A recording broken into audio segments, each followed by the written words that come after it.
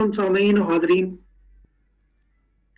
जैसा कि आप अहबाब के इल्म में है कि हमने तसव्वुफ और तलीमात सूफिया के उन्वान से एक सिलसिला शुरू किया है और साबका नशिस्त में हमने इस मौजू के हवाले से महज इब्तदाई गुफ्तगू आप अहबाब की खिदमत में रखी थी। अब इस मौजू के दीगर मुताल्लक़ात पर गाए बगाए मुख्तलिफ नशिस्तों पर हम आप अहबाब की खिदमत में अपनी मालूमात पेश करेंगे और आपकी सिमातों की नज़र करेंगे। आज की नशिस्त का मौजू ये है सूफिया किराम और अकीदा तौहीद, यानी अकीदा तौहीद के हवाले से सूफिया किराम ने जो तालीमात दी हैं उस पर मुख्तसर सी बहस और कुछ हजरात के हवाले से एक एनालिटिकल तजज़िया भी आप अहबाब की खिदमत में पेश करने की सही महमूद करूंगा इंशाअल्लाह। हाज़रीन ग्रामी,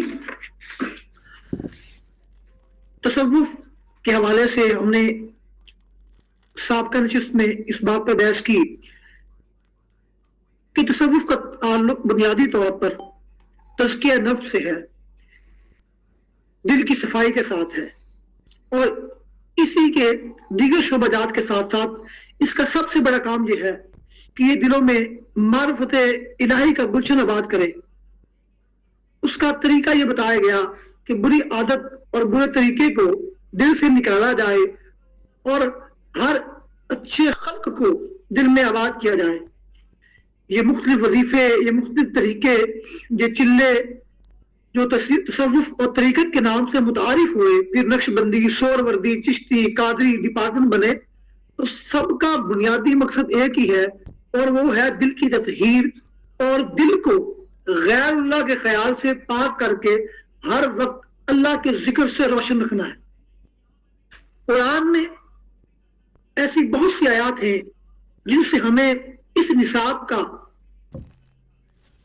पता चलता है और इस निसाब की तरफ रहनुमाई मिलती है कि वक्त आने पर इसका दफ्तर खुलना था और कुरान और सुन्नत का ये शोबा तसव्वुफ की शक्ल में आपके और मेरे सामने क्यों मुदव्वन हो गया आना था। जिस तरीके से दीगर शोबाजात आज मंसरा शहूद पर वजूद रखते हैं, जैसे इल्म हदीस का शोबा है, फिक्र का शोबा है, सर्फ का शोबा है, नाक का शोबा है, इल्मुल कलाम का शोबा है, तो नहवियों ने रसूलुल्लाह सल्लल्लाहु अलैहि वसल्लम के लफ्ज पर ज़ेर और ज़बर को महफूज किया, सरफ ने असली लफ्ज को महफूज किया, आराब को नहव ने महफूज किया और तसव्वुफ ने बोलने की कैफियत को महफूज किया। तो इन शोबाजात का बनना एक अमर तबाही था और हम उस दौर में पैदा नहीं हुए। हम अपनी आंखों से फरूख ज़ेबा देख ना सके, हमारी भी एक जरूरत थी और एक शरई तकादा था जिसके पेश नजर ये तकादा उम्मत ने खुद अल्लाह के फजल से पूरा कर लिया।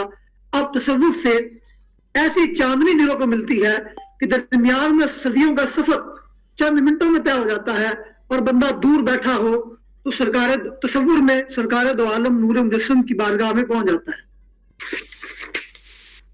अल्लाह रब्बुल इज्जत ने इरशाद फरमाया, जो आयत मैंने तिलावत की, या अय्युहन नास कद जाअतकुम मौइज़तुम मिन रब्बिकुम, कि ऐ लोगों तुम्हारे पास अल्लाह की तरफ से एक वाइज आया जो क्या है, वह शिफाउन लिमा फी सुदूरी, और दिलों के लिए शिफा है। यानी कुरान मजीद फुरकान हमीद जहां दीगर शोबाजात के साथ डील करता है, जहां दीगर मौज़ूआत का नहवे गुफ्तगू है, जहां वो इंसान को मौजू बनाकर उसकी नफ्सियात को बयान करता है, वहीं पर वो उसके दिल के लिए शिफा है, दिल के अमराज के लिए कुरान मजीद गोया एक शिफा है, एक दवा है जो उसके दिल के अंदर छुपी हुई बीमारियों को खत्म करती है। और आगे फरमाया, वह हुदाम व रहमतुल लिल मुमिनीन, और हिदायत है और मोमिनीन के लिए रहमत है। यानी कुरान मजीद का एक पूरा शोबा है जिसको बातिन की सफाई के साथ ताल्लुक है और ये बातिन की सफाई के साथ इस शोबे के मुतालिक खुद सरकार दो आलम को ये शोबा जो है, ये मनसब जो है वो तफवीज़ किया गया। अल्लाह ने कुरान मजीद में ऐलान फरमाया, यतलू अलैहिम आयातिका व युअल्लिमुहुमुल किताब वल हिकमा व युज़क्किहिम, कि रसूलुल्लाह उन पर आयात तिलावत करें और किताब हुकूमत की तालीम दें और तज़किया फरमाएं। اسی کا ذکر جو ہے وہ دیگر آیات کے اندر بھی ہے. تو یہاں ایک اور چیز پیش کرنی ہے عقیدہ توحید کی طرف جانے سے قبل.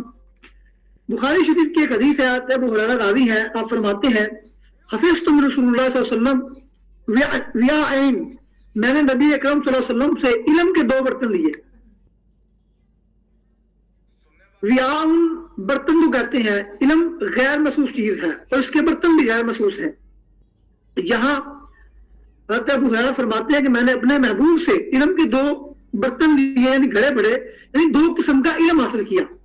یہ مانوی فیض ہے کہ رسول اللہ کبھی چادر میں چلو بھر کر علم کو عطا کرتے ہیں اور کبھی علم کی گٹری جو ہے ابو ہریرہ کو عطا فرماتے ہیں. تو حضرت ابو ہریرہ فرماتے ہیں کہ مجھے 2 طرح کے علم ملے. ایک علم جو میں نے تابعین کو بھی دیا اور ان تک بھی پہنچایا، اور دوسرا علم وہ ہے کہ میں اس کا اگر ذکر کروں تو میرا حلق کاٹ دیا جائے.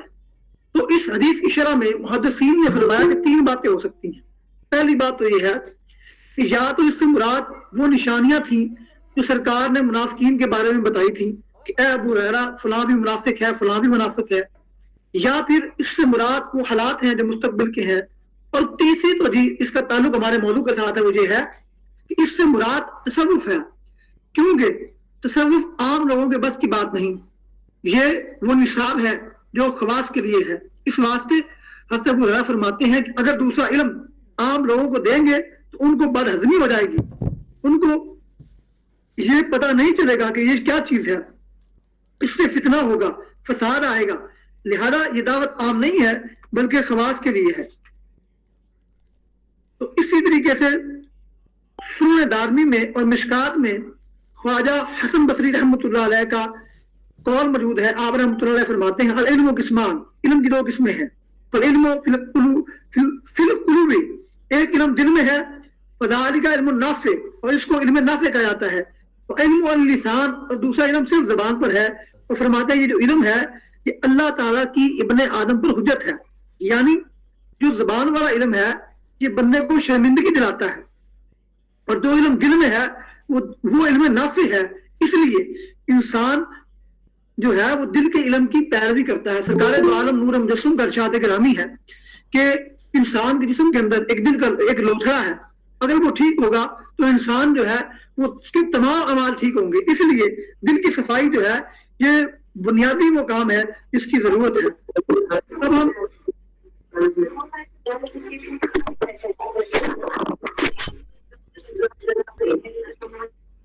ڈاکٹر طاہر محمود صاحب آپ سے درخواست بند کر دیا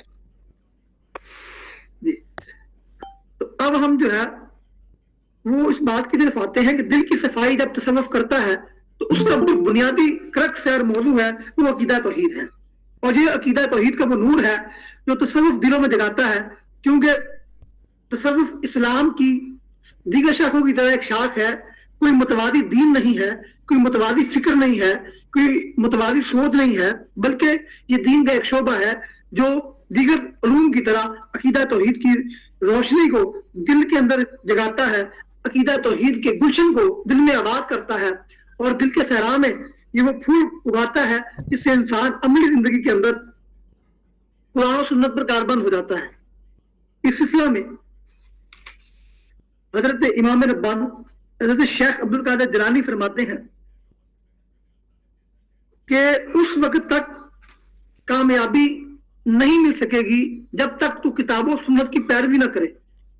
اور آگے فرماتے ہیں کہ کتاب و سنت کا علم رکھنے والا اور اس پر عمل کرنے والے مشائخ کی پیروی کرو، ان کے بارے میں اچھا گمان کرو، ان سے تعلیم حاصل کرو، ان کے سامنے ادب سے پیش آؤ، ان کے ساتھ اچھا معاملہ رکھو. اور اگر تم کتاب و سنت کی پیروی نہیں کرتے اور شیوخ و عارفین کے پیچھے نہیں چلتے تو کیا ہوگا؟ فلن تفلح ابدا، اور تم کبھی بھی کامیاب نہ ہو سکو گے.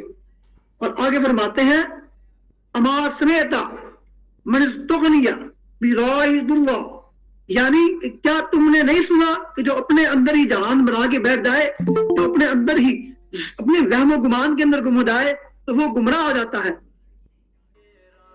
تو آگے فرماتے ہیں الموحدون الصالحون حجت اللہ علی بقیت الخلق، فرماتے ہیں کہ جو توحید والے ہیں، جو موحد ہیں، جو صالح ہیں، وہ तमाम मखलूकात पर, दीगर मखलूकात पर, खुदा की दीगर मखलूक पर क्या है? हुज्जतुल्लाह, वो अल्लाह की हुज्जत है, अल्लाह की दलील है। और फिर आगे फरमाते हैं फतहुल गैब के मकाला नंबर 13 में, अशजा मन तहरा कल्बहू मिम्मा सवा अल्लाह अज़्ज़ वजल, कि बहादुर वो है और अकीदा तौहीद वो है जिसने अपने दिल को गैर अल्लाह के ख्याल से भी पाक कर लिया। अब ये जो लफ्ज है जो शेख जलानी रहमतुल्लाह अलैह ने बयान फरमाए कि फिर वो है कि जिसने अपने दिल को गैर के ख्याल से पाक कर लिया, यानी अकीदा तौहीद के हवाले से सूफिया की तालीमात ये हैं कि दिल गैर की तरफ मुतवज्जो ना हो, दिल गैर के ख्याल को दिल में ना लाए और गैर की तरफ आंखें ना जाए, गैर की तरफ निगाह ना जाए। आइए हदीस में इस हवाले से भी जो रहनुमाई मौजूद है कि मेरे मुस्तफ़ा करीम ने फरमाया कि जब मदद मांगनी है तो अल्लाह से मांगनी है, और जब भी पुकारना है अल्लाह को पुकारना है। और आगे मेरे नबी ने फरमाया कि तस्मा भी लेना है तो आपने जो है वो अल्लाह से लेना है, और नमक भी मांगना है तो अल्लाह से मांगना है। तिरमिज़ी की ये हदीस है। तो हाज़िरीन गिरामी, अब सोचिए ये चीजें असबाब के तहत आती हैं, तस्मा हो, नमक हो या दीगर अशिया हो, और ये हम अमूमी तौर पर इंसान से इसको मांगता है। लेकिन सरकार दो आलम ने यहाँ दर्ज दिया है कि जब कुछ भी मांगना है वो असबाब के दायरे में हो या असबाब के दायरे से वरा हो, उसको मांगते वक्त नजर खुदा पे होनी चाहिए। असबाब को सब कुछ बना लेना या असबाब को सब कुछ समझ लेना, ये यकीनन खुदा के साथ शिरक है कि खुदा ही बिगड़ी बनाने वाला है और खुदा ही वो जात है जो असल है। और यही बात हज़रत गौसे आज़म ने फरमाई कि खुदा के सिवा किसी का ख्याल जो है वो दिल के अंदर नहीं आना चाहिए। और आगे फरमाते हैं फला यकूनु फी बातिनिका गैर तौहीद, और फरमाते हैं कि तेरे बातिन में तौहीद के सिवा कुछ ना हो, वफी ज़ाहिरी का गैर ताअतिल्लाह, और तेरे ज़ाहिर में अल्लाह की अताअत के सिवा कुछ ना हो। यानी बातिन में क्या हो? तौहीद हो, अल्लाह रब्बुल इज्जत की वहदानियत का इकरार हो, खुदा अज़्ज़ वजल की वहदानियत का और उसकी अज़मत का इकरार हो, और अमल में शरीयत की इत्तिबा हो, अल्लाह की अताअत हो। यहाँ एक और बात भी समझानी है कि गैर अल्लाह से मुराद कौन है। यहाँ कुछ हमारे हज़रात भी वसवसे का शिकार हो जाते हैं। तो इस सिलसिला में तफसीर में तो इंशाल्लाह हम जब शेख जलानी के हवाले से अलग से गुफ्तगू करेंगे तो उस पर बात करेंगे। अभी मुख्तर सुन लें कि गैर अल्लाह वो है जो खुदा के ख्याल को दिल से निकालता है, जो खुदा के ख्याल को दिल से निकालता है। वो दुनिया का कोई भी फर्द है जो खुदा की याद से दूर कर दे वो गैर अल्लाह है, लेकिन जो दिल के अंदर याद इलाही की शमा जला दे वो गैर अल्लाह नहीं है। मुराद ये कि जात के एतबार से तो गैर ही है, लेकिन है वो अल्लाह का अपना, अल्लाह का दोस्त। इसलिए गैर अल्लाह से मुराद यहाँ पर वो चीज है जो खुदा की याद से गफल करती है, और जो खुदा की याद की तरफ मुतवज्जो करे तो उसके बारे में खुद शेख जलानी फरमाते हैं कि आपने उसकी इत्तबा करनी है, उसकी पैरवी करनी है। इस सिलसिला में बड़ी जो अहम बात है कि अकीदा तौहीद के हवाले से सूफिया का जो अकीदा और नजरिया मैंने शेख जलानी के हवाले से बयान किया, दीगर सूफिया की किताबें भी मौजूद हैं, और इंशाल्लाह मेरा इरादा भी है कि मैं उनमें से कुछ को तिलावत करूंगा। लेकिन यहाँ एक खास मौजू पर भी थोड़ा सा थोड़ी सी करनी है। वो ये है कि सूफिया के मुतालिक आपने भी सुना कि सूफिया ये फरमाते हैं कि गैर अल्लाह का ख्याल भी दिल में ना आए, लेकिन उनके मुतालिक ये गलतफहमी फैलाई जाती है कि नौज़ बिल्लाह सूफिया का ये अकीदा है कि सब कुछ खुदा है, जिसको वहदतुल वजूद के उन्वान से ताबीर किया जाता है, और ये कह दिया जाता है कि सूफिया हज़रात जो वो हलूल के कायल है या फिर वो इत्तिहाद के कायल है, या सूफिया ने जो ला इलाहा इल्लल्लाह के माना बयान करते हुए गुफ्तगू की है, उस हवाले से हमारे मेहरबान मुकावात के अंदर एक साहब लिखते हैं कि ये मुतवादी दीन बनाने के मुतरादिफ है। यानी अगर कोई शख्स शरीयत इस्लामिया में माना हकीकी को मानते हुए कुरान के जो माना मुतवातिरा है, जो मनसूस माना है, उसको तस्लीम करते हुए माना ज़ायदा बयान करता है, या कुरान के ज़ाहिर को मानते हुए اس کے ساتھ ساتھ کوئی نیا معنی بیان کرتا ہے تو اس کو لوگ کہہ دیتے ہیں کہ یہ شریعت کو جو ہے وہ گھڑ رہا ہے اور نئی شریعت بنا رہا ہے اور یہ متوالی دین ہے. حالانکہ ایسی کوئی بات نہیں. ہم نے خود حدیث مبارکہ بھی ہے کہ قرآن کے ظاہری معنی بھی ہے اور باطنی معنی بھی ہے اور ایک ایک لفظ کے معنی جو ہے وہ محدثین مفسرین نے مختلف بیان کیے ہیں. میں صرف ایک مثال یہاں عرض کرنا چاہتا ہوں اور پھر میں آگے چلتا ہوں. مثال یہ ہے کہ قرآن مجید فرقان حمید نے ارشاد فرمایا کہ ما کان محمد ابا احد من رجالکم ولکن رسول اللہ وخاتم النبیین. اب خاتم النبیین کا جو بنیادی معنی ہے وہ یہ ہے کہ سرکار دو عالم آخری نبی ہیں اور اس معنی کو تمام امت کے مفسرین نے بیان کیا.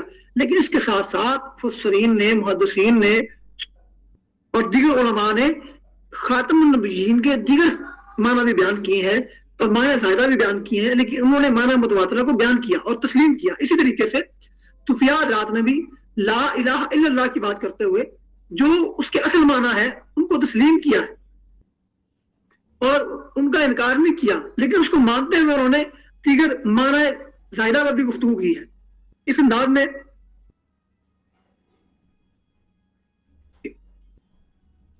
امام غزالی رحمۃ اللہ علیہ کے حوالے سے یہ ان کی کتاب, میں ذرا مجھے ایک منٹ دیجیے گا کتاب ذرا میں, ہاں یہ ان کی کتاب احیاء العلوم ہے. آپ اس میں فرماتے ہیں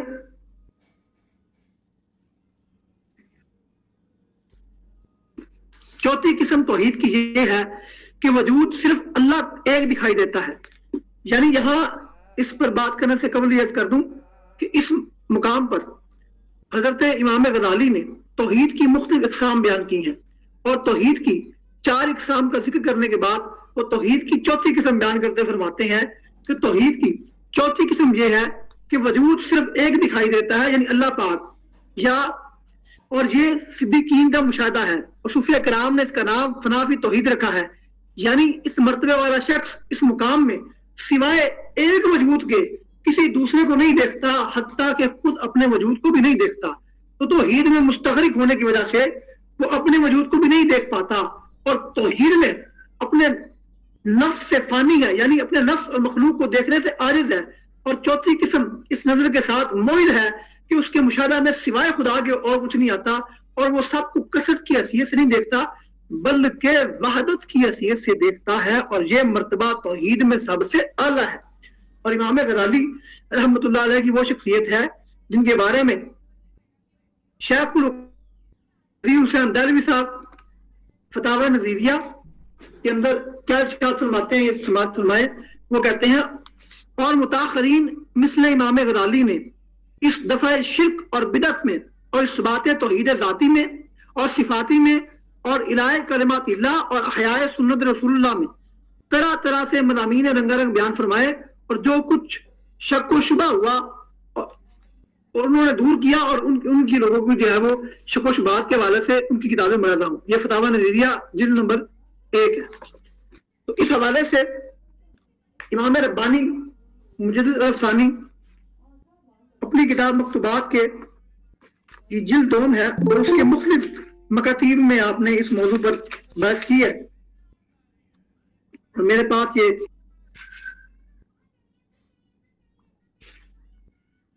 ان کا مکتوب 44 ہے.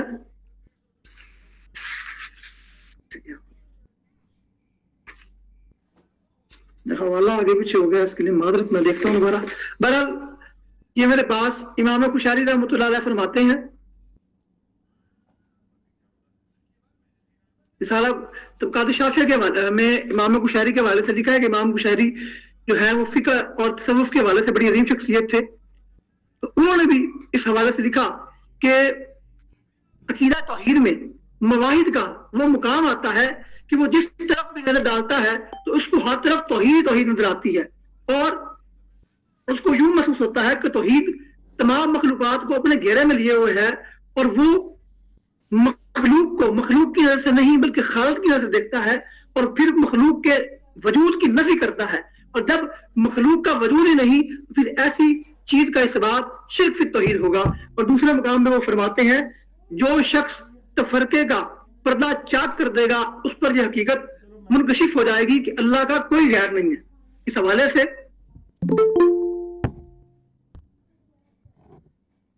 फतावा आल हदीस के अंदर अब्दुल्ला रोपड़ी साहब फरमाते हैं, ये 4 किस्में तौहीद की सूफिया के यहाँ मशहूर हैं। अखीर की 2 वही हैं जिनके मुतालिक आपने सवाल किया, यानी तौहीद हाली और तौहीद इलाही वहादल वजूद। ये इस्लाहात ज्यादातर मुताखरीन सूफिया की कुतुब में पाई जाती हैं, मुकद्दमीन की कुतुब में नहीं। हाँ, मुराद उनकी सही है। ये हालत चूंकि अक्सर तौर पर रियाजत और मुशाहदा से मुताल्लिक रखती है, इसलिए ये अकल से समझने की शय नहीं। हाँ, इसकी मिसाल आशिक व माशूक से दी जा सकती है। आशिक जिस पर माशूक का तखय्युल इतना गालिब हो कि तमाम अशिया उसकी नजर में कदम हो जाए, इसी तरीके से सूफी पर भी वो इश्क का इतना गलबा होता है कि उसको खुदा के सिवा कुछ नजर नहीं आता, उसको सिर्फ खुदा नजर आता है और वो शय नजर नहीं आती। जैसे शीशा देखने के वक्त चेहरे पर नजर पड़ती है, ना कि शीशे पर। और आगे फरमाया कि गलबा मोहब्बत और कमाल यकीन की वजह से ऐसी हालत हो जाती है कि गैर खुदा पर नजर ही नहीं पड़ती। और इस सिलसिला में एक और हवाला पेश खिदमत है, ये मेरे हाथ में किताब है अक़लियात इब्न तैमिया, इसका सफ़ा नंबर 306 और 306 है ये। इसमें वो फरमाते हैं, ये हज़रात जब वहदतुल वजूद का नारा मस्ताना बुलंद करते हैं, उनका मतलब किसी फलसफा का इस्बात नहीं होता। उनकी गर्ज़ व गायत ये होती है कि बजुज़ अल्लाह ताला की ज़ात गिरामी के और कोई शय हुस्न व जमाल से के वस्फ से मुस्तसिफ नहीं, और ये कि उनकी मोहब्बत और उनका अल्लाह ताला से ताल्लुक की खातिर तसव्वुर गैर को किसी उन्वान से बर्दाश्त नहीं करता। और आगे फरमाते हैं, उनके यहाँ शख्सियत का तसव्वुर यकसर मफकूद है, अना की नमूद और पंदार कतई गायब है। उनका मुशारा यह है कि जो शख्स जिस हद तक अपनी फानी व महदूद अना को उसकी सरमदी और गैर महदूद अना में गुम कर देने की कोशिश करेगा, उसी हद तक वो जिंदगी इर्तिका और रोशनी से बहरामंद हो सकेगा। इस सिलसिला में उन लोगों की इबारतों से धोखा नहीं खाना चाहिए जिससे हुलूल व इत्तेहाद की बू आती है, क्योंकि ये खुद भी उन शक्तिहात को दरखोरे एतना नहीं जानते। उनका मतलब सिर्फ इतना है कि अलवाद व पेराया बयान की मजबूरियों के बावजूद अपनी वारदात मोहब्बत की तशरीह करें और ये बताए कि इश्क मोहब्बत की वादी पुरशौक में एक मकाम ऐसा भी आता है जहां सालिक अपनी जात को भूल जाता है और इस वसी व बेकरार जात में जज्ब हो जाता है। और इन सहाबे हाल हजरात की इबारत में मंतिक व नाफ के तकाज़ों के मुताबिक मानी ढूंढना या मदारत तलाश करना अब्स है। ये किताब इब्न तैमिया थी, अक़लियात इब्न तैमिया। अब इसके बाद इमाम रब्बानी इमाम मुजद्दिद अल-अफ़सानी के हवाले से मैं पेश करना चाहूंगा उनकी मकतूबात। ये मकतूब नंबर 44 है और 45 में जिल्द 2 के मकतूब नंबर 44 और मकतूब नंबर 45 में उन्होंने इस बात पर बहस की है। गालिबन जिल्द 2 में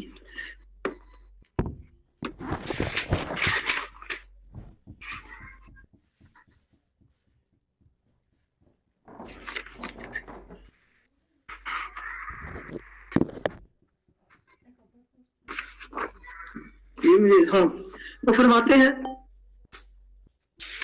ये जिल्द 2 में है, मकतूब नंबर 44 है और मेरे पास सफा नंबर 139 है इसका। वो फरमाते हैं, हक ताला पर अपनी सिर्फ इसी सराफत इतलाक पर है, वजूद की बुलंदी से इम्कान की बस्ती की तरफ नहीं आया, बल्कि हमाउस के मानी ये है कि अशिया नहीं है और हक ताला मौजूद है। मंसूर ने जो अनाल हक कहा, उसकी मुराद ये नहीं कि मैं हक हूं और हक के साथ मुत्तहिद हूं कि ये कुफ्र है और उसके कत्ल का मूजिब है, बल्कि इस कौल के माना ये है कि मैं नहीं हूं और सिर्फ हक ताला मौजूद है। इसी तरीके से यहाँ एक और किताब एक और मकाम पे फरमाते हैं, बस इनकी कलाम हमा उस के माना हमा अल वस्त होंगे जो उलमाए कराम के नजदीक मुख्तार हैं, और दर हकीकत उलमाए कराम और सूफिया उस्दाम के दरमियान कोई निज़ा साबित नहीं होगी और दोनों कौलों का माल एक ही होगा। अलबत्ता फर्क ये है تو صوفیاء اشیاء کو حق تعالیٰ کے ظہورات کہتے ہیں، علماء بھی اس سے کنارہ کرتے ہیں۔ بہرحال اس سے اس ساری بحث کا خلاصہ یہ ہے کہ محبت اور عشق کی وادی میں ایک ایسا مقام آتا ہے کہ جہاں سالک اپنی ذات کو بھول جاتا ہے اور وسیع و بے قرار سمندر میں جذب ہو کر اس کو اپنی ذات اور دیگر مخلوقات میں صرف اور صرف خدا نظر آتا ہے، بلکہ خدا کے سوا کچھ نظر نہیں آتا، اور اسے جو بھی نظر آتا ہے وہ خدا کے جلوے نظر آتے ہیں۔ حیات ابن تیمیہ کا ایک اور حوالہ پیش کرنا چاہوں گا۔ وہ فرماتے ہیں کہ جاری و ساری خدا سے مقصود یہ ہے کہ نہ تو تخلیق و آفرینش کا یہ تماشا ایسا ہے کہ جو صرف اس کی حدود علم و تصور ہے کہ اندر جلوہ فغن ہو اور ہر طرح کی مصروفیت اور خارجی وجود سے محروم ہو، اور نہ اس کی حیثیت ایسے افسانے اور مصروف کی ہے کہ جن کو زمان و مکان کے فاصلوں نے جدا کر دیا، بلکہ اس کی حیثیت ایسے داخلی عنصر اور ایسی باطنی کار فرما اور نفس شے میں داخل و نہا ہے کہ جو باہر رہ کر نہیں بلکہ ہر شے کے رگ و پے میں سما کر اور اندر رہ کر تربیت اور پرورش کے کار عظیم کو انجام دینے میں مصروف ہے۔ اس عبارت سے جہاں یہ بات واضح ہوئی کہ وحدت الوجود کے تصور کا معنی کیا ہے، وہاں اس سے یہ بھی معلوم ہوا کہ یہ کہنا کہ صوفیاء کا نظریہ وحدت الوجود اور افلاطون کا جو پینتھیزم کا نظریہ ہے وہ ایک ہے، یہ بات غلط ہے۔ افلاطون نے جو نظریہ بیان کیا اس میں جو اس نے ایک وحدت کی بات کی کہ خدا ہر چیز میں جاری و ساری ہے، اس کا مطلب صرف یہ ہے کہ ایک دفعہ خدا نے کائنات کو بنایا اور بنانے کے بعد وہ معطل ہو کے بیٹھ گیا، جبکہ صوفیاء کے نزدیک ایسی کوئی بات نہیں، بلکہ ان کے نزدیک خدا اس کائنات کے اندر اس کا نظام بھی چلا رہا ہے، اس کو تبدیل کرنے کی بھی صلاحیت رکھتا ہے۔ یہاں فتاوی اہل حدیث جلد 1 میں مفتی اعظم و محدث اعظم مجتہد عصر عبداللہ روبڑی صاحب فرماتے ہیں کہ خدا کی ذات سے کسی کو عشق ہو جائے تو چونکہ تمام اشیاء اس کی آثار اور صفات کا مدر ہے، اس لیے خدائی عاشق پر اس حالت کا زیادہ اثر ہوتا ہے، یہاں تک کہ ہر شے سے اس کو خدا نظر آتا ہے۔ اس لیے یہ فتاوی ثنائیہ ہے۔ اس میں ثناء اللہ صاحب فرماتے ہیں کہ مسلم نے حرم میں جلد اول ہے صفحہ 148 ہے، وہ فرماتے ہیں مسلم نے حرم میں راگ گایا تیرا، ہندو نے صنم میں جلوہ پایا تیرا، دہری نے کیا دہر میں تجھ کو تلاش، کسی سے بھی انکار نہ بڑھایا تیرا۔ اور اسی معنی کو بیان کرتے ہوئے حضرت شیخ خواجہ غلام فرید فرماتے ہیں چاچڑ وانگ مدینہ جاتم تے کوٹ مٹھن بیت اللہ، رنگ بنا بے رنگی آیا کیتم روپ تجلا، ظاہر دے وچ مرشد ہادی باطن دے وچ اللہ، نازک مکھڑا پیر فرید دا سانو دسدا وجہ اللہ۔ یا حضرت صوفی محمد جعفر فریدی رحمۃ اللہ علیہ نے فرمایا کہ اگر محمد نے محمد کو خدا مان لیا پھر تو سمجھو کہ مسلمان تک آواز نہیں۔ یہ تمام اشعار یا اس قسم کی جو تشریحات توضیحات ہیں وہ اس کا معنی صرف یہ ہے کہ عشق و مستی میں وہ ایک مقام آتا ہے جس کا تعلق کشف کے ساتھ ہے، عقیدے کے ساتھ نہیں۔ حضرت شاہ ولی اللہ رحمۃ اللہ علیہ نے اپنے رسالہ کے اندر، یہ میرے ہاتھ میں موجود ہے، اس بات کی وضاحت کی ہے کہ نظریہ وحدت الوجود کا تعلق کشف کے ساتھ ہے، مشاہدے کے ساتھ ہے، دیکھنے کے ساتھ ہے۔ یہ ٹوٹلی بیس جو ہے، یہ ٹوٹلی موضوع جو ہے، اس کا تعلق فقط مشاہدے کے ساتھ ہے اور یہ تصوف کا کرکس نہیں ہے۔ ہاں عقیدہ توحید میں جہاں لا الہ الا اللہ کو ماننا ہے وہاں خدا کے سوا لا موجود الا اللہ کو ماننا ہے، لیکن صوفیاء حضرات نے اس بات کی وضاحت کی ہے کہ جو مانتا ہے، جس نے مشاہدہ کر لیا اس مقام کا، وہ الگ بات ہے، لیکن اگر کسی کی سمجھ میں یہ بات نہ آئے اور کوئی اس مقام تک پہنچنے سے قاصر ہو تو دنیا کی مادیت میں غلط ہے، تو دنیا کی مادیت میں کھویا ہوا ہے اور اس مقام کو سمجھنے سے قاصر ہے، اس مقام کو پانے سے قاصر ہے، اس مقام کی بلندیوں تک پرواز کرنے میں قاصر ہے۔ اس کی سوچ، اس کی نگاہ اتنی بلند نہیں، اس کا عمل اتنا پاکیزہ نہیں کہ اس کو اس مقام میں فلاں تک لے جا سکے، تو ضروری نہیں کہ وہ اس عقیدے کو مانے اور نہ اس کا ماننا ضروری ہے، لیکن اس پر فتویٰ بازی کرنا، اس پہ فتوے لگانا، یہ بھی افسوسناک مقام ہے۔ یہاں میں اس بحث پر ایک اور حوالہ پیش کرنا میں ضروری سمجھتا ہوں، اور اس حوالے کو پیش کرنے سے قبل میں ایک اور حوالہ پیش کرتا ہوں۔ یہ میرے ہاتھ میں کتاب بریلویت ہے، البریلویہ اس کا عربی ایڈیشن تھا، اس کا ترجمہ شائع ہوا ہے اور لکھنے والے احسان اللہ ظہیر صاحب ہیں۔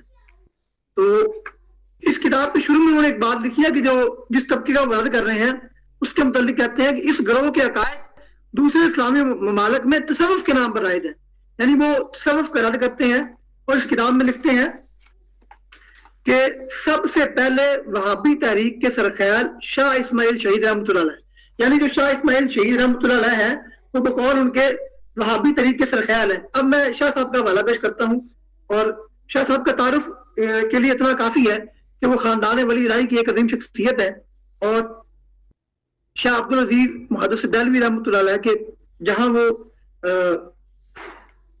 ان کی شاگرد بھی ہیں، ان کے خاندان کی جو ہے وہ شاہ عبدالغنی کے بیٹے ہیں، اور ان کو جو ہے وہ شاہ صاحب سے پڑھنے کا موقع بھی ملا، ان سے فیض بھی لیا۔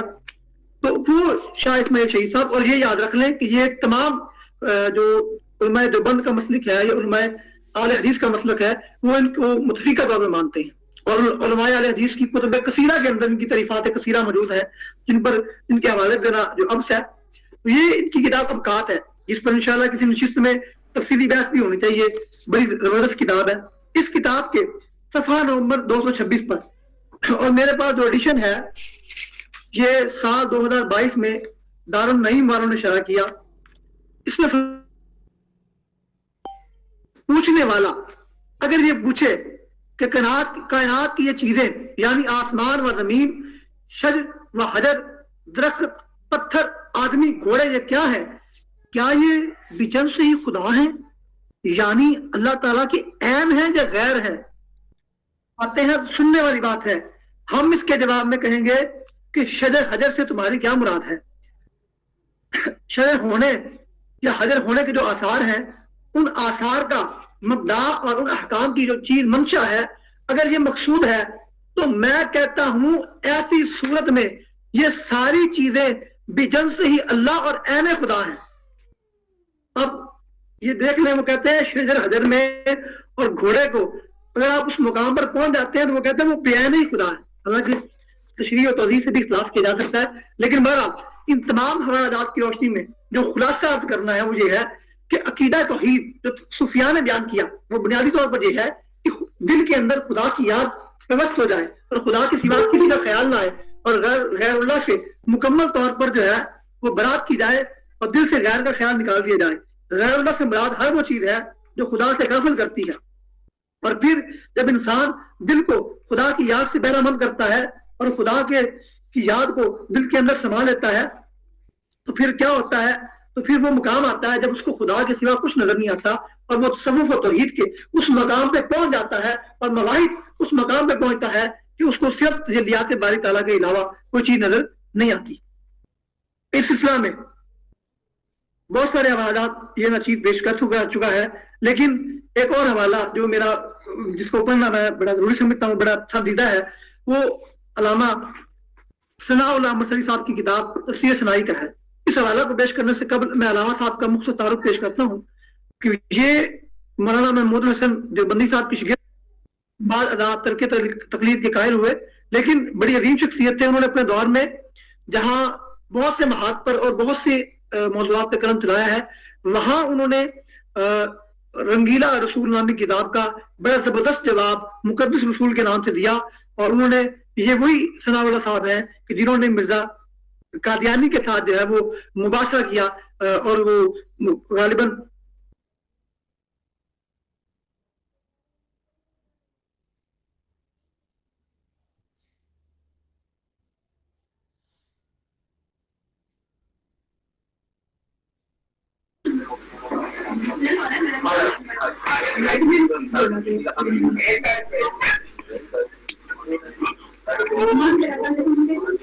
محمد ممتاز تیمور صاحب آواز بند ہو گئی، مائک چیک فرما لیں جناب۔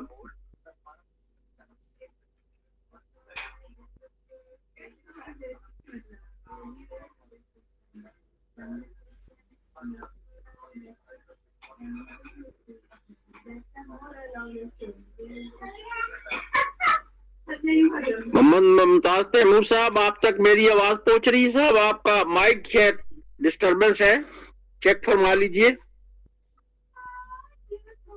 شاید کوئی مسئلہ ہو گیا جی، اور بات تو مکمل ہو گئی، وہ آ بھی جائیں گے ہم، کیونکہ ہمارے پاس ٹائم کم ہوتا ہے، ہم پروگرام کو آگے بڑھاتے ہیں، اور جو انہوں نے اپنے آج صوفیہ کے توحید کے بارے میں جو سارے ثبوت اور کتابوں سے حوالے دیے مقالہ، اس کے اوپر آپ نے جو تبصرے فرمانے یا سوال کرنے تو ہاتھ کا نشان بنائیے. جی ڈاکٹر ساجد خان خاقوانی صاحب نے بات کرنی ہے. ڈاکٹر صاحب بہت شکریہ جی. بس جو بات وہ کر رہے تھے میں اسے مکمل کر دیتا ہوں، اگرچہ ان کی اجازت تو نہیں ہے، لیکن میں وہ بات چل رہی تھی کہ مولانا ثناء اللہ امرتسری رحمۃ اللہ علیہ انہوں نے مرزا غلام احمد قادیانی کے ساتھ مباہلہ کیا تھا، اور مباہلے میں انہوں نے دونوں نے یہ طے کیا تھا کہ ہم میں سے جو جھوٹا ہو وہ پیچش کے مرض میں مرے. اور پھر آخری عمر میں مرزا غلام احمد قادیانی کو زبردست قسم کی پیچش لگ گئی، اور وہ 2 چارپائیوں کے اوپر پاؤں رکھ کر اور نیچے تسلا رکھ کر عجابت کرتا تھا، اور بالآخر اسی کے اندر گر کر پھر وہ فوت بھی ہوا. تو یہ مباہلہ جو قرآن مجید نے مباہلے کو بھی ایک حق تک پہنچنے کا ایک ذریعہ یا وسیلہ یا معیار یا ترازو یا پیمانہ گردانا ہے، تو اس مباہلے میں مولانا ثناء اللہ امرتسری رحمۃ اللہ علیہ جو اہل حدیث مکتب فکر کے بانیوں میں سے تھے اور بڑے جید عالم تھے، وہ اس میں کامیاب رہے. بہت شکریہ جی. شکریہ ڈاکٹر صاحب. اور جن صاحب نے تبصرہ یا کوئی سوال کرنا ہے، محمد تیمور صاحب ہیں، اسے سوال بھی کر سکتے ہیں، تبصرہ بھی فرما سکتے ہیں. اور اگر ہاتھ کا نشان نہیں بنا تو پھر نمبر وائز انوار قریشی صاحب کا پہلے نام آ رہا ہے. انوار قریشی صاحب. بسم اللہ الرحمن الرحیم. الحمد للہ رب العالمین والصلاة والسلام علی رسولہ الکریم. صاحب مقالہ نے اچھی گفتگو کی اور جلیل القدر معتبر کتابوں کے حوالے دیے، علماء کے نام لیے. تصوف اور صوفیاء کی تعلیمات کا مرکز اور محور ذات باری تعالیٰ کی ذات ہے، اور جو ان کے حلقہ ارادت میں آتا ہے اسے اللہ تبارک و تعالیٰ کی بارگاہ تک رسائی ہوتی ہے، اور وہ ذات باری تعالیٰ کے ساتھ اس کا تعلق اور رشتہ اس ولی کامل کے توسل سے ایسا بن جاتا ہے کہ وہ ساری زندگی اس کی زبان پر اللہ اللہ اور نغمہ توحید جاری رہتا ہے، اور اسی نغمہ توحید میں وہ ذات محبوب کریم صلی اللہ علیہ وآلہ وسلم کے جلووں میں اور آپ کے گنبد خضرا کی خیرات کے جلووں میں گم رہتا ہے. بس یہی تصوف ہے. حضور قبلہ شاہ ولی اللہ رحمت اللہ تعالی علیہ سے لے کر جتنے صوفیاء، اولیاء، اہل تصوف، اہل محبت ہمیں نظر آتے ہیں، حضرت مجدد الفسانی رحمت اللہ تعالی علیہ اور دیگر اولیاء، صوفیاء، اہل محبت نظر آتے ہیں، ان کی تعلیمات کا مرکز اور محور یہی پیغام توحید ہے. اور جو ان کے ساتھ جڑ جاتا ہے یقیناً بالیقین اور بالایمان اور بالیقین وہ رب تعالیٰ کی بارگاہ میں مقبول ہو جاتا ہے، اور اللہ تبارک و تعالیٰ اس کی جملہ عبادات، جملہ ریاضت کو اپنی بارگاہ میں قبول فرماتا ہے. یہ جو قصہ آدم و ابلیس ہے، یہ بھی ایک نظر میں ہمیں تصوف اور صوفیاء کے ساتھ تعلق رکھنے پر جو ہے نا وہ اس کے جو بین السطور جو اس کی سلسلے ہیں وہ ہمیں تصوف اور صوفیاء کے ساتھ تعلق رکھنے پر آمادہ کرتا ہے. اللہ تبارک و تعالی صوفیاء کے بارگاہ کی رسائی عطا فرمائے اور اہل محبت کے ساتھ نشست اور برخاست عطا فرمائے. صحبت صالح تورا صالح کنن، صحبت تالے تورا تالے کنن، وما علینا الا البلاغ المبین. شکریہ جناب انوار قریشی صاحب. میں پروگرام کے منتظم ڈاکٹر یاسر حسین ستی صاحب سے درخواست کروں گا کہ وہ اپنا انپٹ دے دیں، پھر ڈاکٹر محمد فرید خان صاحب کی طرف جاتے ہیں، سمیہ بانو صاحبہ کی طرف جاتے ہیں.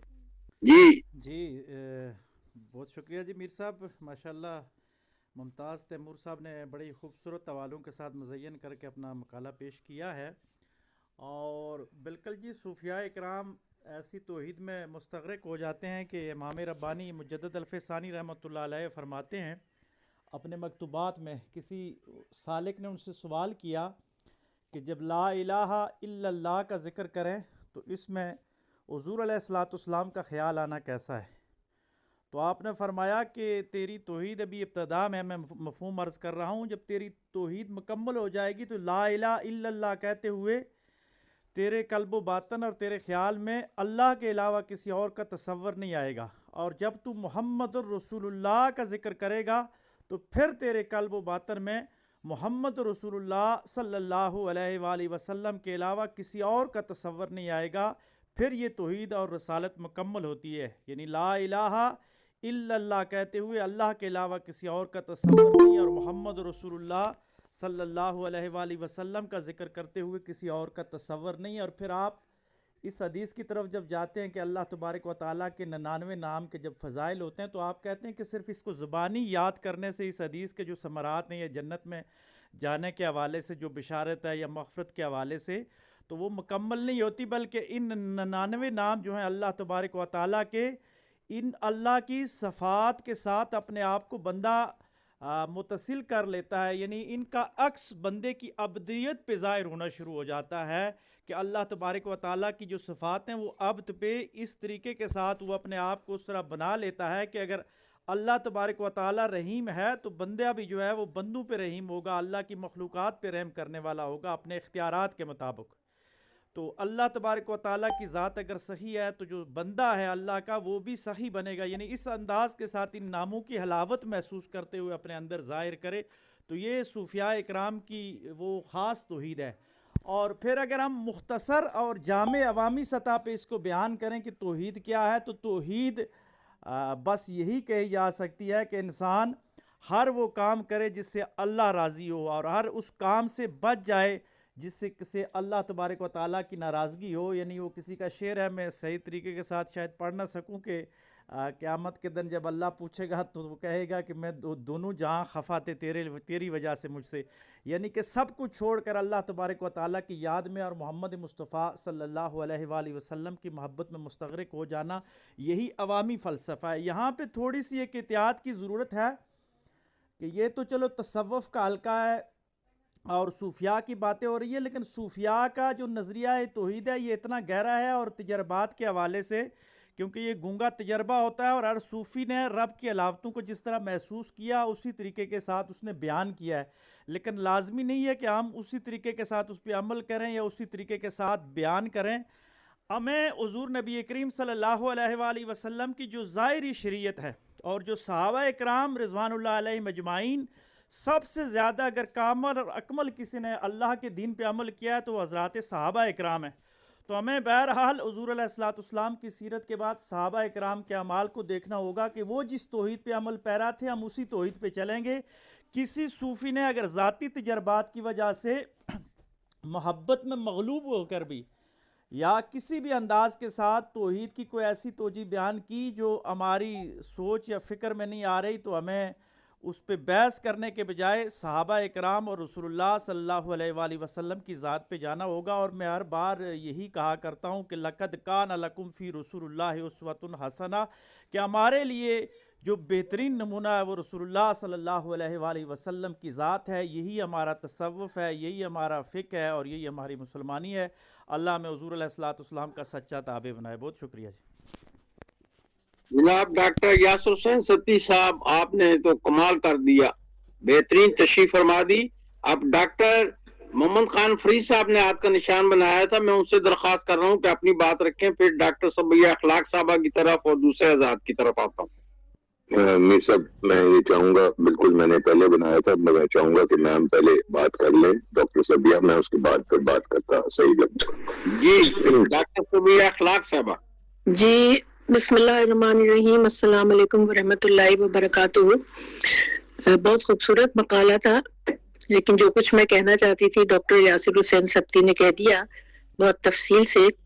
بس اسی بات کو آگے بڑھاتے ہوئے کہ صاحب مقالہ نے جو صوفیاء کی واردات قلبی کا ذکر کیا اور عشق الہی کا ذکر کیا، تو یہ ہے کہ یہ وہ کیفیت ہے کہ جس کو صحیح کہا کہ شریعت کے دائرے میں رہتے ہوئے ہمیں یہ کوشش کرنی چاہیے، اور تمام باتیں شریعت، طریقت، معرفت، حقیقت یہ دائرہ فکر ہمارے رہیں گے تو ہم گمراہ بھی نہیں ہوں گے اور نمونہ عمل بھی بن سکیں گے. اور دوسری بات یہ ہے کہ جیسے کہ انہوں نے ایک جملہ کہا جو مجھے بہت میرے دل میں اتر گیا کہ یہ عام لوگوں کی باتیں نہیں ہیں، یہ خواص کی باتیں ہیں، اور عام لوگوں سے اس پر بحث مباحثہ بھی نہیں کرنا چاہیے، چونکہ جیسے ابھی یاسر حسین سبتی صاحب نے فرمایا کہ بقول علامہ اقبال کی یہ گونگا تجربہ ہے تو ہر ایک کی سمجھ میں بھی نہیں آنے والا ہے، اور دنیا کی کوئی زبان ایسی نہیں ہے جو ان تمام گہرائیوں کو مکمل طور پر واضح کر سکے، بیان کر سکے. اسی لیے کہیں نہ کہیں کوئی کمی رہ جاتی ہے، کوئی کسر رہ جاتی ہے.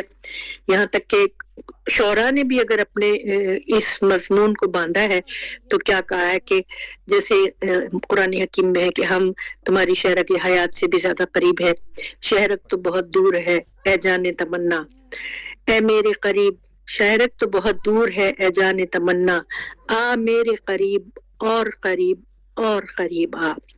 اس کے علاوہ جو کہا کہ ہم کو یہاں در در پھرایا یار نے، لا مقام گھر بنایا یار نے، کہ ہم یہاں تیری تلاش کر رہے ہیں تو جو ہے وہ ہم تو مکان کے بندے ہیں نا، زمان و مکان کے قید ہیں، لیکن ذات باری تعالیٰ زمان و مکان سے بالاتر ہے، لیکن ہم اس کی معرفت اس کی اسماء حسنہ کے ذریعے سے کر سکتے ہیں.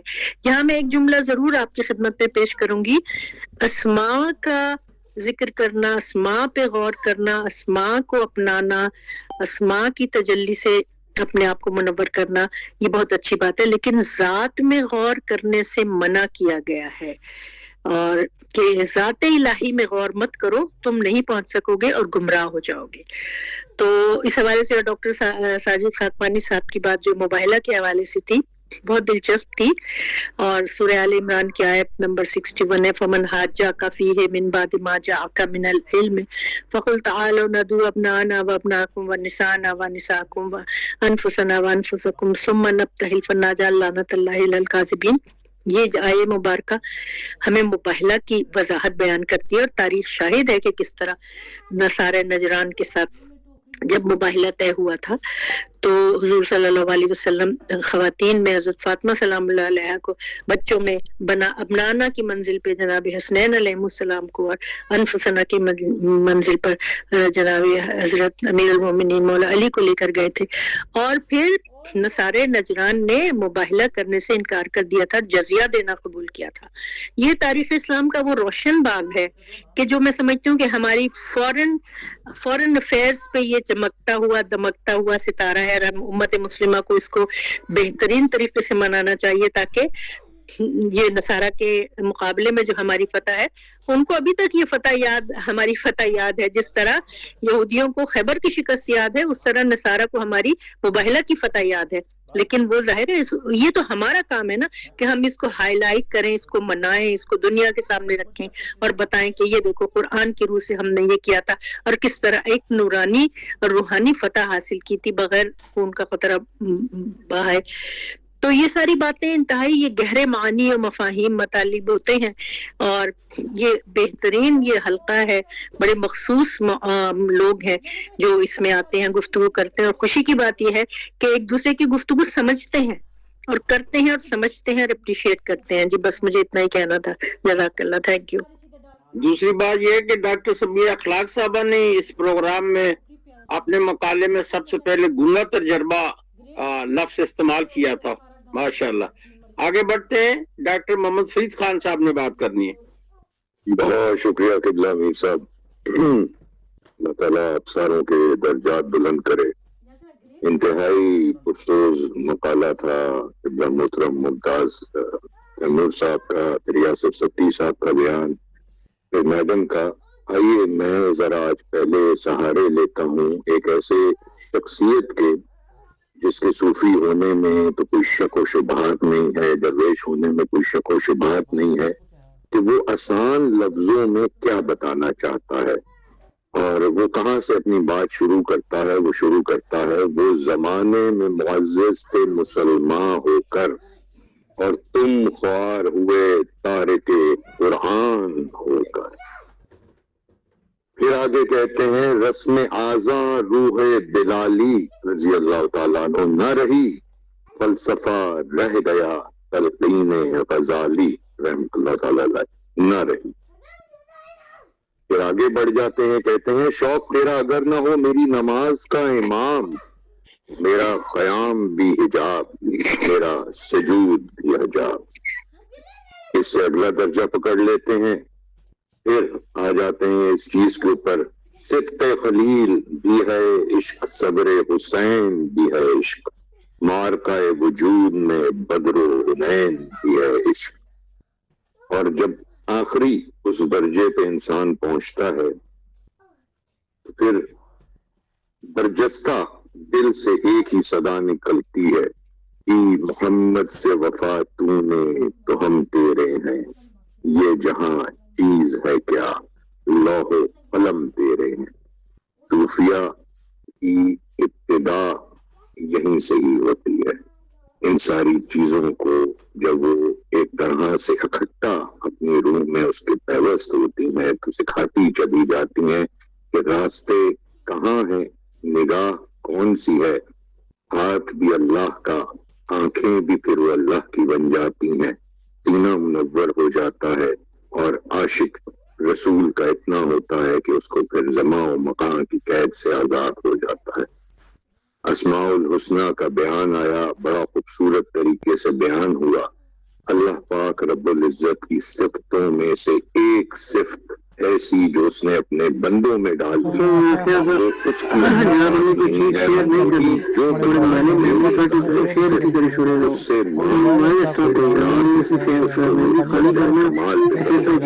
और वो है आजिज़ी की सिफ्त। अल्लाह किसी के आगे वो नहीं।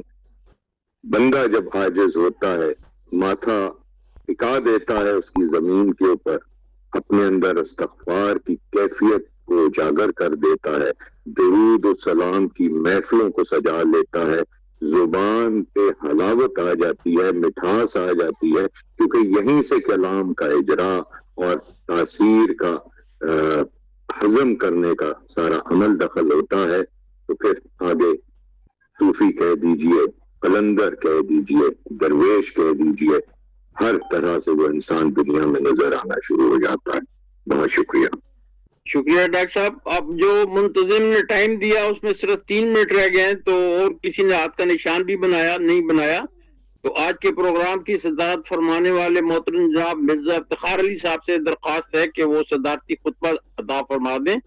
1 मिनट जी। डॉक्टर साजिद खखवानी साहब। वो एक शेर सती साहब कह रहे थे कि मुझे पूरी तरह याद नहीं, मैं वो अर्ज कर देता हूँ कि अल्लामा का शेर है कि तौहीद तो ये है कि खुदा हश्र में कह दे ये बंदा दो आलम से खफा मेरे लिए था। बेशक जी। मोहम्मद मुमताज तैमूर साहब, आप कुछ बात करना चाहते हैं तो मुख्तसर सी फरमा लें। आपका मकाला तो हमने पूरा सुन लिया सर जी, आपने हाथ का निशान बनाया हुआ है जी। मुख्तसर अर्ज करना था मैंने कि मेरे मकाले का दूसरा हिस्सा रह गया। बस इख्तिसार से अर्ज है कि बिल्कुल ये मौजू अवामी है और मैंने तकरीबन 24 के करीब हवाले लगाए थे कि अवाम के सामने मौजूद को बयान करना गलत है, इससे नुकसान पहुंचता है। और इमाम गजाली ने फरमाया कि ऐसे लोग जो इन अकवार का सहारा लेकर खुराफात बकते हैं या फिर खुदा वंदे ताला की शरीयत से बागी करते हैं लोगों को, वो लोग जो है वो काबिल सजा है। ऐसे लोगों को सजा देनी चाहिए और उनका जो है वो रद्द करना चाहिए। इमाम रूम ने इसमें बहुत तफसील लिखी है और तबकात इमाम शरानी के अंदर भी है। बहरहाल बहुत सारे वाजात थे, लेकिन वक्त की बहुत किल्लत होती है तो मैं इस मौजू को आगे लेके नहीं जाऊंगा। बहरहाल ये वजात थी कि बिल्कुल ये मौजू अवामी है और तौहीद यही है कि खुदा ताला की इताअत की जाए और दिल में गैर से उसको पाक कर लिया जाए। शुक्रिया जी। मिर्जा इफ्तिखार अली साहब। जी अस्सलाम वालेकुम जनाब किबला मीर साहब, बहुत शुक्रिया सर, आपने बंदा नाचीज को मौका दिया कि इस टॉपिक पे अपनी सदारत पेश करूं। बहरहाल मेरी कोई इतनी वो नहीं है कि मैं आप लोगों के दरमियान बैठ के कोई डिटेल में ऐसी बात कर सकूं, मगर आपका सर बहुत ही शुक्रिया, बहुत नवाजिश। वैसे जनाब डॉक्टर मोहम्मद फरीद खान साहब जो है ना, उन्होंने बड़ी डिटेल्ड में और इंतहाई सादा अल्फाज में उन्होंने हमारे तक जो बात पहुंचाई है वो हमारे लिए बिल्कुल रास्ता दिखा दिया है उन्होंने, और वो बहुत ही इल्मी बात है। मतलब आज का जो मौजू है आलमी अलकाए तसव्वुफ व जिक्र में آج تصوف اور تعلیمات صوفیہ کے عنوان سے جناب محمد ممتاز تیمور صاحب نے ماشاءاللہ بہت ہی احسن انداز میں اپنا مقالہ، اپنی تحریر، اپنی بات کو ہمارے سامنے پیش کی ہے، جس کی جتنی بھی تعریف کی جائے کم ہے۔ انہوں نے ابتدا میں قرآن پاک کی چند آیات مبارکہ پڑھی ہیں، اس کا ہمیں جو ہے نا تفصیل سے بیان کیا، ترجمہ بھی انہوں نے، اور سابقہ جو نشست تھی اس کی ابتدائی گفتگو کا انہوں نے بیان کیا ہے کہ یہ لاسٹ ٹائم جو ہے نا ہم نے کیا پیش کیا تھا۔ اور آج کا جو موضوع ہے صوفیاء کرام اور عقیدہ توحید کے بارے میں تھا۔ اس میں انہوں نے عقیدہ توحید کی جو ہے ہمیں ڈیٹیلڈ ڈیفینیشن تعریف بیان کی ہے کہ عقیدہ توحید اور صوفیاء کرام کی جو خدمات ہیں اس کے بارے میں انہوں نے روشنی ڈالی ہے۔ جو عقیدہ توحید کے بارے میں انہوں نے اہم ایک بات جو ہمیں بتائی ہے وہ یہی تھی کہ بری عادات کو جو ہے وہ نکالا جائے اور اچھی عادات کو اپنایا جائے۔ اس میں ساری باتوں کا وہ انہوں نے بیان کر دیا کہ جب بندہ بری عادت کو نکال دے اور اچھی عادات کو اپنائے تو اور کوئی چیز رہتی کوئی نہیں ہے۔ اللہ پاک کے ذکر سے دلوں کو روشن کیا جائے، یہ بھی انہوں نے کہا۔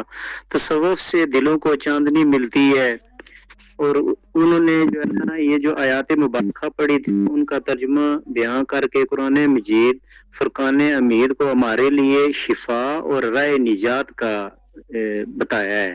ماشاءاللہ بالکل زبردست بات کی ہے انہوں نے۔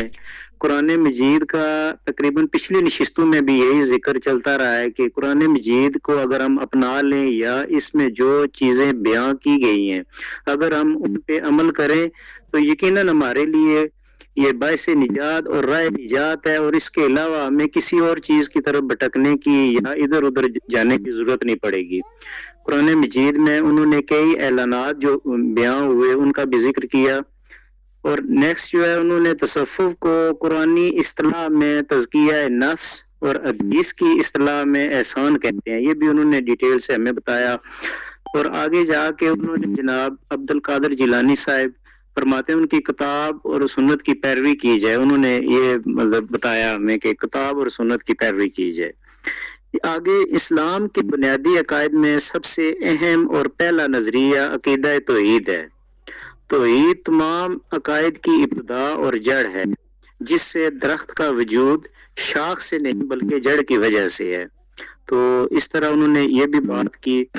قرآن مجید میں خاتم نبیین کا ذکر کیا گیا، وہ بھی انہوں نے خاصا ڈیٹیل میں جا کے حوالہ جات کوٹ کیے۔ امام غزالی رحمۃ اللہ علیہ کی کتاب کا کوئی حوالہ دیا، احیاء العلوم توحید کی اقسام بیان کی ہے انہوں نے، اور خاصے اور بھی کئی حوالہ جات کوٹ کیے ہیں جن کو میں اس طرح پراپرلی جو ہے نا نوٹنگ کے پوائنٹ خاصے وہ ڈیٹیل میں گئے، میں شارٹ کر کے تھوڑا وہ وقت کی بھی قلت ہے اور میرے لیے لکھنا بھی اتنا آسان نہیں تھا کہ وہ تھوڑا جلدی کر کے پڑھ جاتے ہیں تو اتنا نہیں کر سکا۔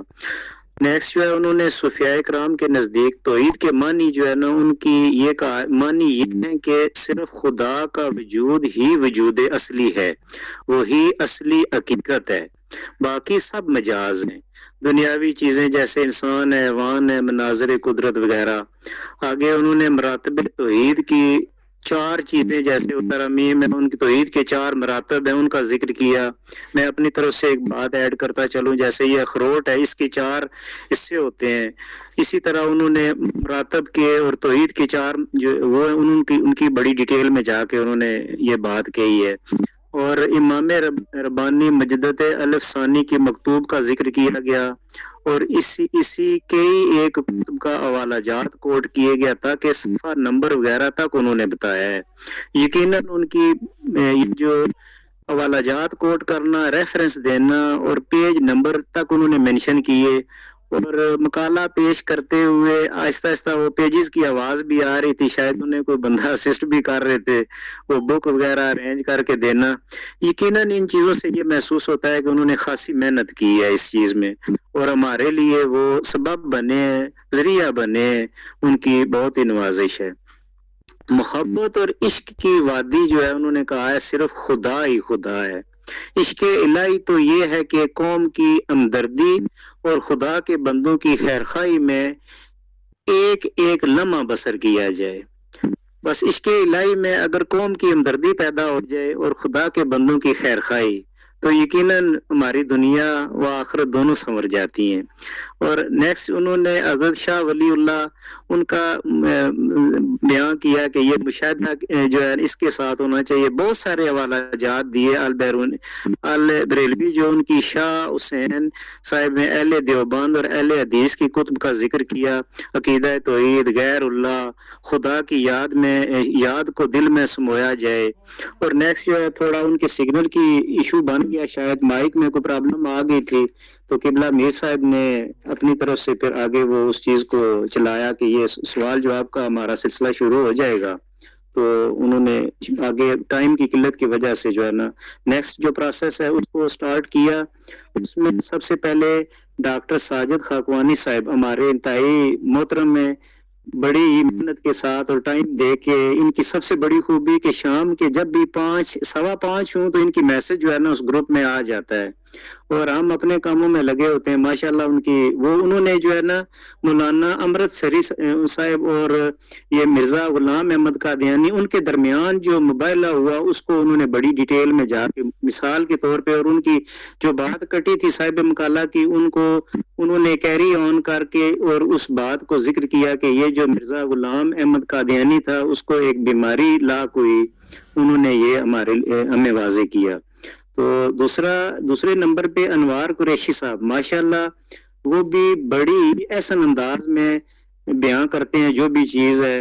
وہ انہوں نے بھی صاحب مقالہ کی تعریف کی ہے اور انہوں نے یہ بات کہی ہے کہ تصوف اور تعلیمات صرف ذات باری تعالیٰ کی ذات ہے جس میں صوفی ذریعہ بنتا ہے. ماشاءاللہ انوار قریشی صاحب ماشاءاللہ زبردست. آپ نے ہمیں یہ واضح کیا کہ جو ہے نا صوفی ذریعہ بنتا ہے.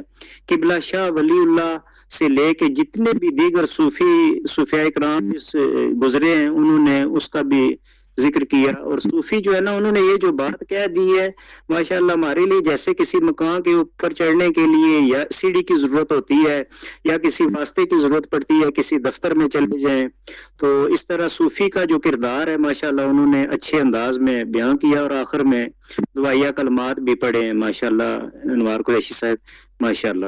آگے جو ہے تیسرے نمبر پہ ڈاکٹر یاسر حسین ستی صاحب، انہوں نے بھی جناب انوار قریشی صاحب کی جو بات تھی اسی کو آن کیا کہ انہوں نے اعلیٰ انداز میں بیان کر دیا ہے. ان کی موجودگی میں مزید انہوں نے ڈاکٹر صاحب نے بھی حدیث مبارکہ اور توحید اور رسالت کے بارے میں ڈاکٹر صاحب کی ماشاءاللہ میرا خود بھی اتفاق ہوتا رہتا ہے، ان سے ملاقات بھی ہوئی ہے. اپنی زندگی انہوں نے اسی طرح اللہ کے ذکر میں جو ہے نا بسر کی ہے. صوفیزم اور صوفیاء کرام کے نزدیک بیٹھے ہیں. وہ بھی توحید اور رسالت کے بارے میں انہوں نے کہا کہ توحید جو ہے لا الہ الا اللہ اور رسالت جو ہے محمد رسول اللہ، وہ کام کریں جس سے اللہ راضی ہو اور ہر اس کام سے باز رہیں جس سے اللہ تعالیٰ کی ذات کی ناراضگی کا وہ باعث بنے. ڈاکٹر صاحب نے بھی حوالہ جات حدیث مبارکہ قرآن پاک کی جو آیات مبارکہ پڑھ کے انہوں نے آپ صلی اللہ علیہ وسلم کی سیرت کے ساتھ صحابہ اکرام رضوان اللہ اجمعین کی بھی جو اہم باتیں ان پہ عمل کرنے کے لیے ہمیں حکم دیا ہے، کہا ہے. ماشاءاللہ ڈاکٹر یاسر حسین ستی صاحب نے بھی بہت ہی احسن انداز میں کیا. یہ تصوف کا ٹاپک بھی یقیناً انہی کی ارینجمنٹ ہوتی ہے اور انہوں نے اینڈ پہ جو ہے نا یہی بات کی ہے کہ ہمارے لیے رسول اکرم صلی اللہ علیہ وسلم کی ذات جو ہے وہ اعلیٰ اور عرفہ ہے. ماشاءاللہ زبردست بات کی ہے انہوں نے. اس کے بعد جو ہے ڈاکٹر صبیہ اخلاق صاحبہ، انہوں نے بھی میڈم صاحبہ نے بھی بڑی ڈیٹیل میں ان کا بھی وسیع علم ہے. انہوں نے بھی ڈاکٹر یاسر حسین ستی صاحب کی تائید کی ہے ان کی باتوں کی. شاید میں کئی چیزیں ایسی جو وہ ماشاءاللہ میڈم صاحبہ نے بھی کی ہیں اور ڈاکٹر یاسر حسین ستی صاحب نے بھی کی ہیں. میں ان کو وہ ڈیٹیل میں نہیں جا سکتا ہوں، مگر یہ ہے کہ شریعت کے دائرہ میں رہتے ہوئے کام کرنے چاہیے. یہ میڈم صاحبہ کی باتیں یہ عام لوگوں کی باتیں نہیں ہیں. یقیناً انہوں نے وہ گونگا تجربہ اس کا بھی ذکر کیا اور چند اہم اشعار بھی پڑھے ہیں، ان کا انتخاب کیا. ماشاءاللہ زبردست اسماء کا ذکر کیا، ذات الہی پہ غور نہ کرو. بہت ہی اچھے انداز میں میڈم صاحبہ کی گفتگو تھی، انہوں نے اپنا پوائنٹ آف ویو دیا ہے. اور نیکسٹ ہمارے پروگرام کے روح رواں جناب ڈاکٹر محمد فرید احمد خان صاحب، ان کا جتنی بھی تعریف میں کروں मेरे लिए कम है, ये ना थमने वाला समुंदर है। गुफ्तगू शुरू कर दे, माशाल्लाह इनकी बात जो है ना खत्म होने का नाम नहीं लेती है। मैं खुद हैरान होता हूँ कि ये अल्फाज कहाँ से लाते हैं। आपने भी जो है ना आपने भी बहुत अहम पॉइंट की तरफ चंद अशार पढ़ के वो हमारी तवज्जो मबजूल कराई। यकीनन वो अशार अगर हम उन पे अमल कर लें या उनको समझ जाएं तो किसी चीज की भी जरूरत नहीं पड़ती है। आजिजी व इनकसारी का जिक्र किया, दुरूदो सलाम पढ़ने के लिए उन्होंने हमें बताया कि इसमें सारा कुछ इन्हीं बातों में ही है। उनमें से चंद चीजें जो है 2-3 अशार मैंने नोट किए, वो मैं उनका जिक्र कर देता हूँ। जैसा कि उन्होंने बताया, वो जमाने में मुअज़्ज़ज़ थे साहिब कुरान होकर, तुम खार हुए तारके कुरान होकर। वो जो बात है कुरान करीम वाली, उस पे हम अगर चलें तो वो हमारे लिए राह निजात है। इसी में वो बात आ जाती है। दूसरा शेर है शायद अल्लामा साहब का कि मोहम्मद से वफा तूने तो हम तेरे हैं, ये जहां चीज है क्या लहो कलम तेरे हैं। डॉक्टर साहब की बातें सुनने के लिए मैं अक्सर शामिल हो जाता हूँ। वो झटकी तरीके से और ऐसा अंदाज में हमारे लिए कोई ना कोई नई चीज एक लेके आ जाते हैं। तो कलम कारवां जो प्रोग्राम है इस्लामाबाद की तरफ से, और हमारे ये जो किबला मीर साहब हैं माशाल्लाह उम्र के इस हिस्से में भी वो हमारे लिए पेश करते हैं। इन सब अहबाब का और ये जो तहरीक है जमात इस्लामी, इनकी जितनी तारीफ की जाए कम है। माशाल्लाह जबरदस्त, जज़ाकल्लाह। खासा टाइम ले लिया मैंने भी, तो यकीनन आपका वक्त जो है वो अहम है और भी कई काम होते हैं, रेस्ट भी सुबह उठना भी होता है। तो बहुत शुक्रिया सर, जज़ाकल्लाह। अगर कोई मेरे कहने सुनने या पढ़ने में कोई ऐसी बात हो गई हो जिसकी ना करने वाली या कोई ऐसी गलत जो मेरे से हो, तो मैं उसके लिए पेशगी जो है ना माफी का खासगार हूँ सर। जज़ाकल्लाह, बहुत शुक्रिया सर। अल्लाह माशाल्लाह। इफ्तिखार अली साहब, आपने बेहतरीन खुतबा अता फरमाया, बहुत अच्छी बातें की। अब प्रोग्राम का इख्तिताम करते हैं और प्रोग्राम के मुंतज़िम मोहतरम जनाब डॉक्टर यासिर हुसैन सत्ती साहब से मैं दरख्वास्त कर रहा हूँ। जी फैसल शाह साहब, आपने हाथ का निशान बनाया, शायद ऐसे ही बन गया। डॉक्टर साहब दुआ कर लें तो फिर आप, या अभी आप बात करना चाहते हैं डॉक्टर फरीद खान साहब? मैं मौजू के लिहाज से अगर इजाजत 1 मिनट हो, मैं इसमें 2 शेर मेरे जहन में आ रहे हैं, मैं जरूर चाहूंगा कि वो बोल दूं। उससे बहुत कुछ मानवियत और इजहार भी हो जाएगा और ये सिलसिला भी पता लग जाएगा कि दरअसल हकीकत जो बाकी शेरों से आगाह हुई वो और है क्या। इसको बड़ा गौर तलब बात है और गौर से सुनिएगा। मैं इंतहाए इश्क हूं, तू इंतहाए हुस्न, देखे मुझे कि तुझको तमाशा करे कोई। और दूसरा है, ना हो तुग़यान मुश्ताकी तो मैं नहीं रहता, ना हो तुग़यान मुश्ताकी तो मैं नहीं रहता, कि मेरी जिंदगी क्या है यही तुग़यान मुश्ताकी। और आखिर में, बामुस्तफा बरसाए खुबी शरा के दीन हमा होस्त, अगर बाओ न रसीदी तमाम भूला भी माशाल्लाह। खुद को दरे मुस्तफा सल्लल्लाहु ताला अलैहि वसल्लम तक पहुंचा कर दम लो, इसलिए कि अगर तुम इस मुकाम तक न पहुंच सके तो समझ लो कि फिर भूलाबी के सिवा और कुछ हाथ ना आएगा। बहुत शुक्रिया मीर। शुक्रिया जी। डॉक्टर यासिर हुसैन सत्ती अल खैरी साहब से दरख्वास्त है कि वो प्रोग्राम में हाजिर हजरात और ख़वातीन का शुक्रिया अदा फरमा दें। जी अल्हम्दुलिल्लाह, अल्लाह तबारक व तआला का लाख लाख शुक्र, हुज़ूर नबी करीम सल्लल्लाहु अलैहि वसल्लम की नज़र इनायत और बुज़ुर्गों की तवज्जुहात कि अल्लाह तबारक व तआला के फ़ज़ल से आज फिर प्रोग्राम हमारा बड़े खूबसूरत अंदाज के साथ सजा। और मुमताज़ तैमूर साहब का बहुत शुक्रिया। जितने भी हजरात और ख़वातीन ने इस प्रोग्राम में शिरकत फरमाई, मैं सबका शुक्रिया अदा करता हूँ। तबसरा जिन्होंने किया, सवाल किए, जवाब दिए गए, अल्लाह तबारक व तआला सब की ज़िंदगियों में रहमतों और बरकतों का ख़ास नुज़ूल फरमाए। एक रिक्वेस्ट जो मैं करना चाहूँगा तसव्वुफ़ के हवाले से कि ज़ब्त नफ्स जो होता है हमारे तसव्वुफ़ में, ये बड़ी चीज़ होती है। और बाज़ औक़ात आपको बहुत सारी चीज़ें आ रही होती हैं लेकिन वहाँ बोली नहीं जाती। اس کی وجہ یہ ہوتی ہے کہ کسی بھی جگہ پہ چلے جائیں تو اس کے پروگرام کا جو ڈسپلن ہوتا ہے اس کو بہرحال ہمیں مد نظر رکھنا ہوتا ہے، اور خطبہ صدارت کے بعد جتنی بھی گفتگو ہو وہ اس دوسرے سیشن میں کی جائے تو میرے خیال میں وہ زیادہ مناسب ہوگا۔ تو اسی پہ اختتام کی طرف جاتے ہیں۔ سبحان ربک رب العزت عما یصفون وسلام علی المرسلین والحمد للہ رب العالمین۔ جزاک اللہ خیر۔